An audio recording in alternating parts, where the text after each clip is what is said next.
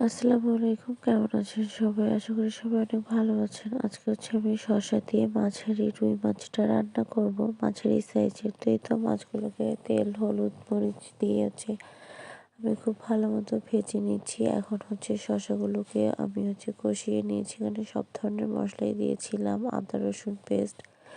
এরপরে এই তো আমি শসাগুলোকে হাফ সেদ্ধ করে নিব। হাফ সেদ্ধ করে আমি মাছগুলোকে দিয়ে দিব। আর আমি এখানে মাছগুলোকে একটু কড়া করেই ভেজেছি, যাতে রান্না করলে ভেঙে না যায়। আর এটা তো রান্না করার পরে আস্তে আস্তে নরম হয়ে যায় মাছটা, তাই একটু কড়া করে ভেজে নিয়েছি।